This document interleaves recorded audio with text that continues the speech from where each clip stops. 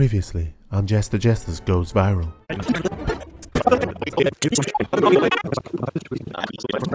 Next week, your host will be Jonathan Hearn, with a little bit of help from Chris Timoney, I believe, and I've heard a celebrity guest. Look forward to that.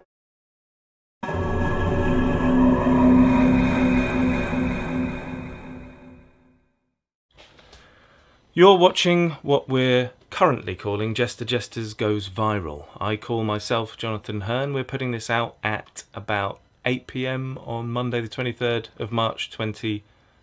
I'm just going to end up enjoying that soup I spent all of yesterday making. A lot of into that. Nice. Been looking forward to it. What about yourself? Got any plans?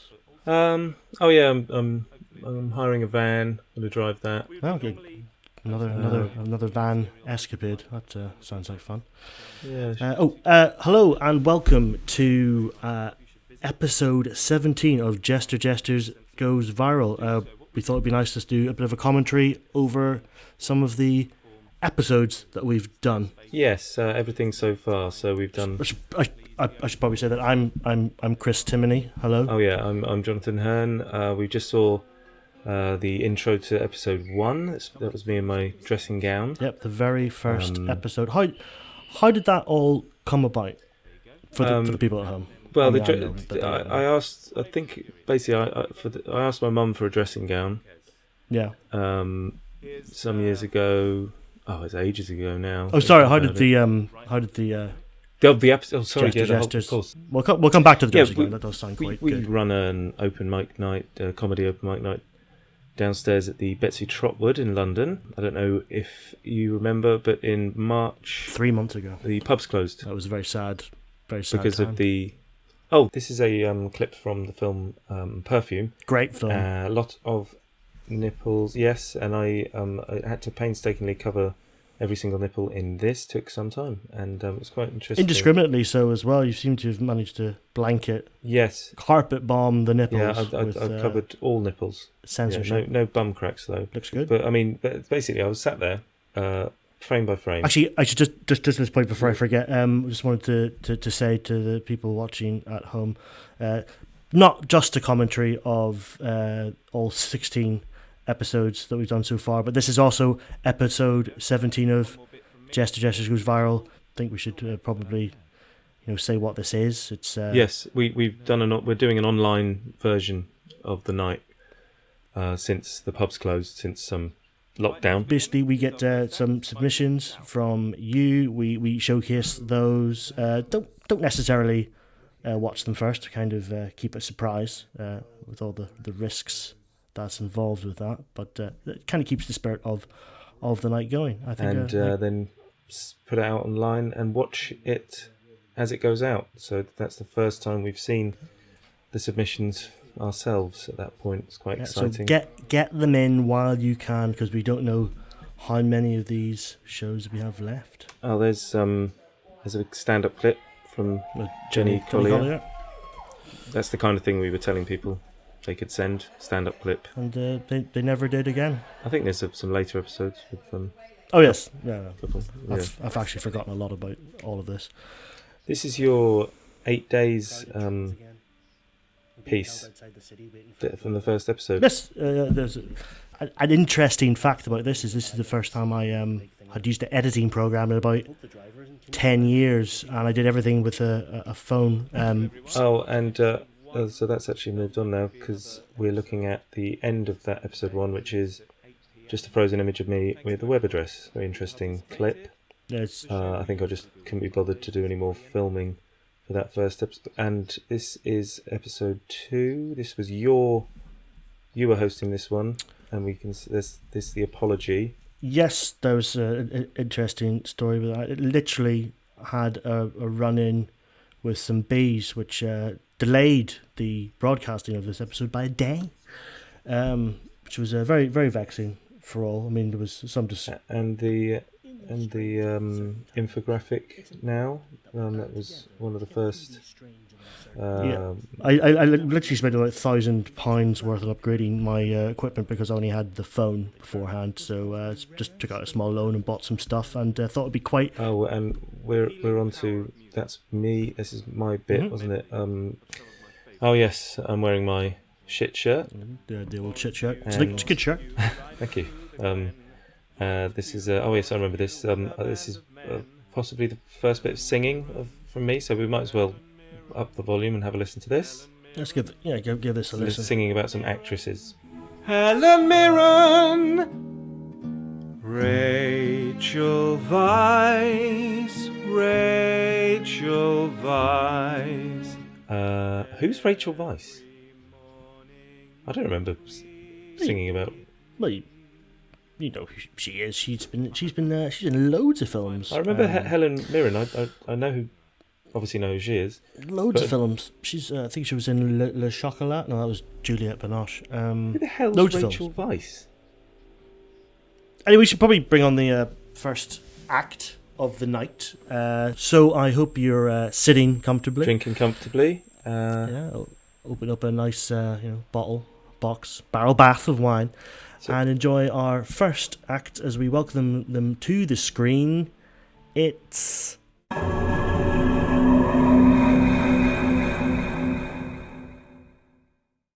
I don't feel that funny this week, so here's a list of random items. Donna Summer's Summer Donna, a kebab made up of melon and mangoes. A propensity for density with the bear and a drive-by. Cryogenically frozen swanee whistles. A harassed amber traffic light. A leering recital from a sleazy orchestra. A boring medicine for a tedious ailment.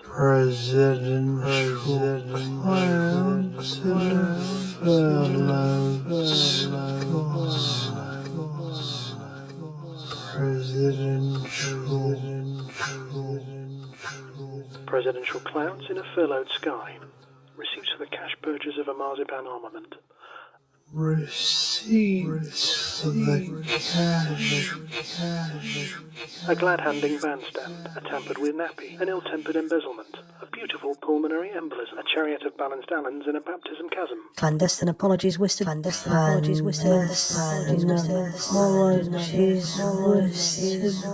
Clandestine apologies whispered by a good-looking nun. Breaking news in a foaming tankard. Public schooners in a regatta of Ciabatta. A swimming pool full of carping advocates. Colonic champagne. An inferno of furniture burning with the churn of yearning. A clambering barrister being clamped by a damp animus. Clones of a drill instructor who intensely benefited from a car full of monks on a pilgrimage to Swanage, where they will bless the bread of Ken. Unimportant clerics gleaming in the new door. Plenitudes of embarrassing hemp in a Zoom meeting.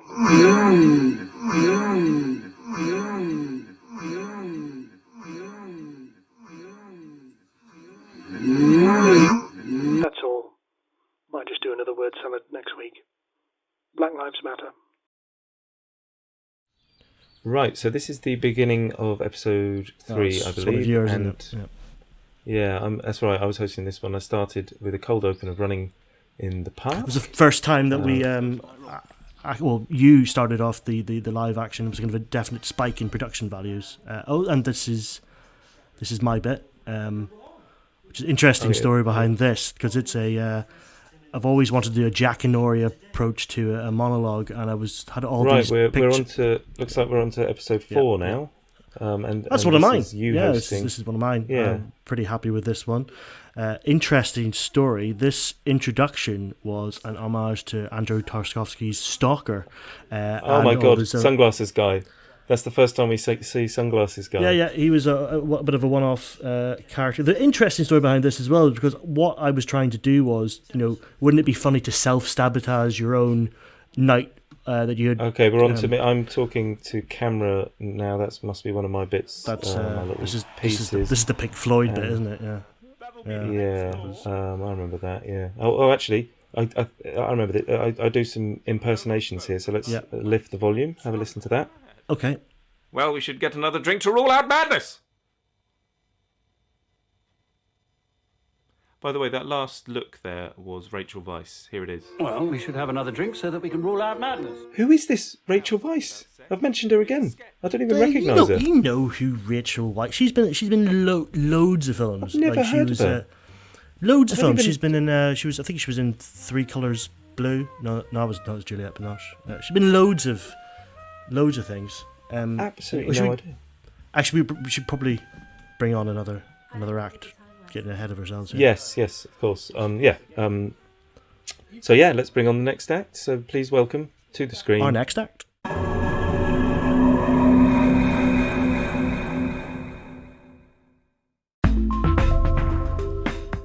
My name is Poppy Hillstead. I've got a brand new podcast coming out. It's called Poppy Hillstead Has Entered the Chat. It's the podcast where I go into chat rooms and have real conversations with real people. Then me and my mates reenact them for you at home. It's the podcast where I speak to old men. It's lovely. And I just love cyber sex. Oh, right, okay. Perverts. I think, I was thinking, should I make my goblin vagina big as well? No. And Christian women. Hi, how are you doing? Yeah, I'm alright. What are you up to? Oh, I'm up to about 4'9". Lol. Oh, I like that. Yeah, it's coming out soon, and it's available wherever you find your podcasts. It's absolute manky shit.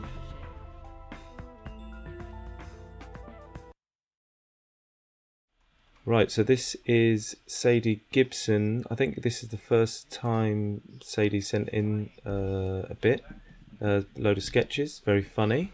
Yep, very impressed by these. Went on to host an episode as well, which That's is right. And welcome. Look at this. It's this is my rave bit. There's a really interesting story behind this because at the time I didn't know this was actually already a meme on TikTok. End of episode 4, and that's your street, isn't it? You're walking down in your there's gown. an interesting story behind this as well because what happened was this actually did happen. I thought I'd recreate it because I went to the shops and I was in my dressing gown, I was wearing my shorts. Okay, this looks like episode 5 yeah. now. Yeah, this is the episode 5. This is another one of mine. I thought I looked like a tosser. My hosting one. Yeah, that's right. This is the Sliders sketch I started with. I remember this now. The old TV show Sliders. Great show. And what is... Oh, whoa. I didn't... This is you chopping some onions. This isn't a bit. This is me away. making that soup. I didn't when did you film use this. What? I didn't. There's no remember. camera. I didn't film. Why are we watching this?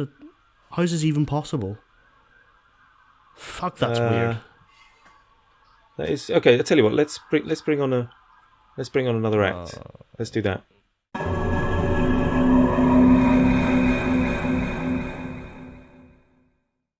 I recently did an at-home STI testing kit, it's very convenient. They send you it. You can do an oral swab, then a urine sample, a rectal swab, and a blood sample.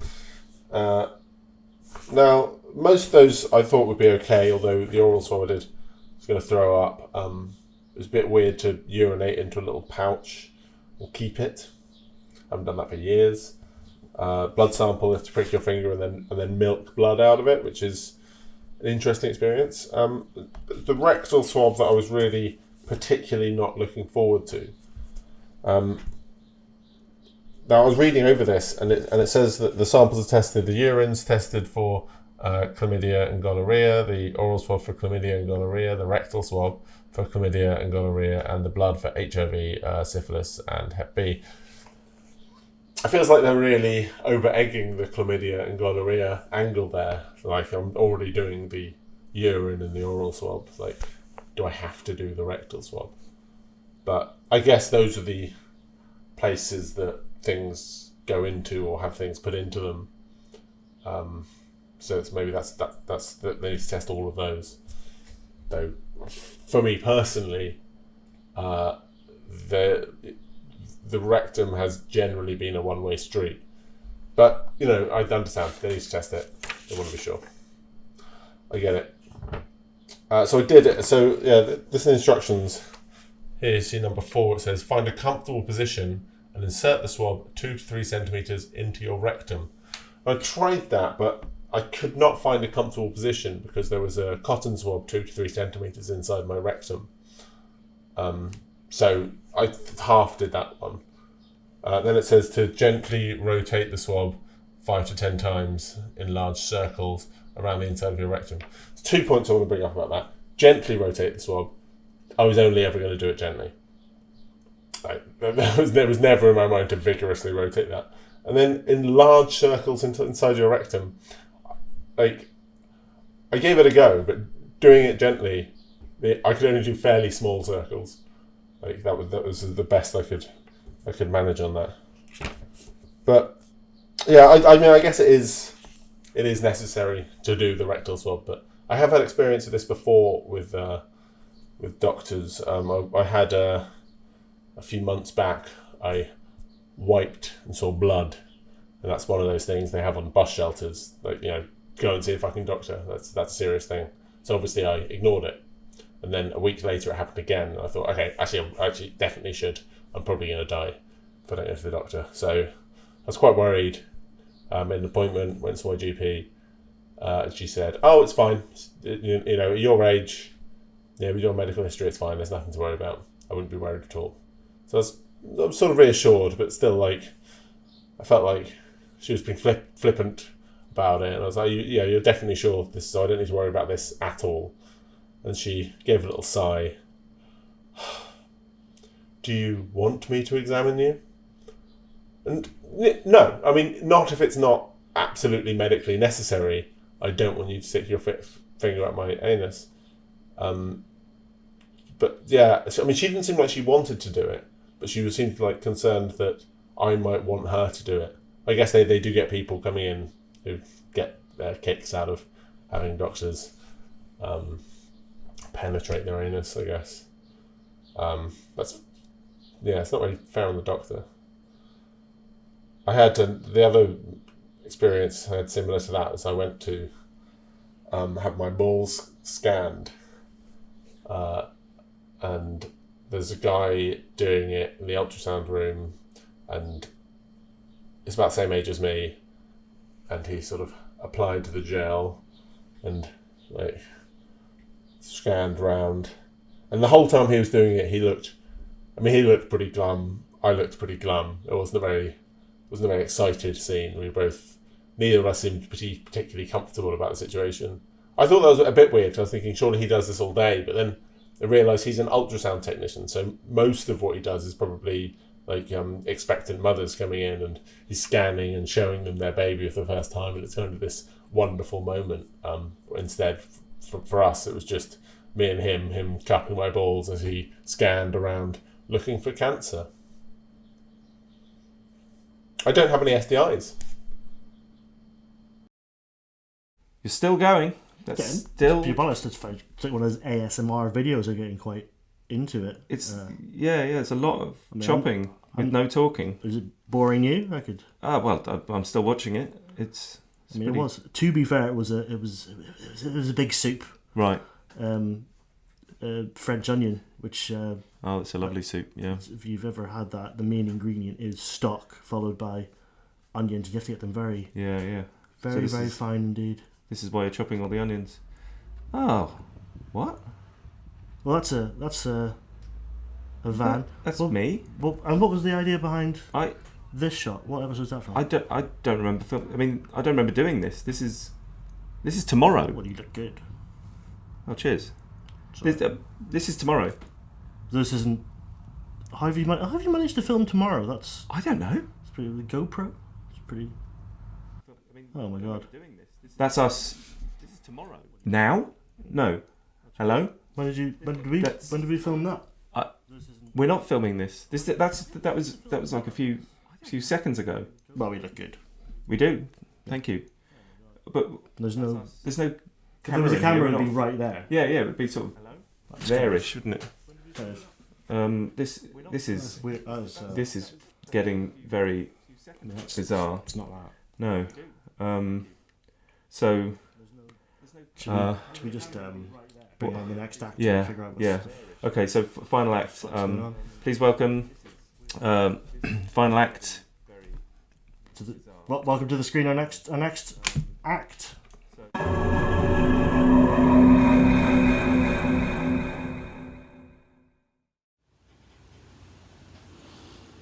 The Me Too movement was a big shock to two groups of people. There was the pricks with dicks on one side, and then the rest of mankind on the other, who had no idea that there were so many pricks with dicks. Now, the pricks had it coming, and the whole of mankind has had to check themselves, which is a good thing. But the rest of mankind can take one comfort from the whole thing and that is, for as bad as we are, we will never be as bad as women. I'll explain. Before I left the UK and checked into the Hotel Corona, I had a conversation with my girlfriend where she mentioned that day at work, the idea of being a man for a day had come up. And it was like, would you want to be a man for a day? Yeah, I'd love to. Really? I don't think I'd want to be a woman, but what would you do for the day? Fuck. Okay, well, you've only got 24 hours and a big part of being a man is not getting any sex. Well, I just raped somebody. What? Yeah? You'd rape somebody. Sally from the office, I bet she's a right dirty bitch.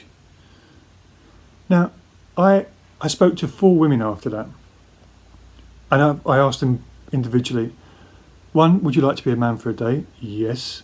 2, what would you do? Fuck. Across the board, that was the answer. And then, rather than leading them down that path, I simply explained that it wasn't that easy, and this is what my girlfriend had said, that she would rape somebody. To which all 4 women replied, I've never had a conversation with a bloke or a group of blokes where the agreed answer was raping somebody. Ever. Oh my god, we're not even saying it. What is this? Oh my god. Is that us? Where are we? I mean, are those our bodies? Those are definitely our bodies, but if those are our bodies, where are we? That's not us. We just where are we? I mean, are we just disembodied voices transcending, floating through the vortex of space and time? What would that even look like?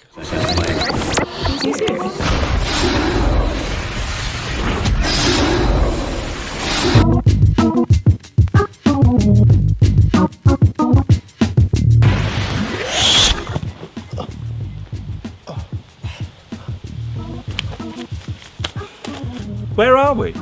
More like, when are we? 1971. We simply must make sure we don't change history. Another timeline story, really. Can we not just keep it simple?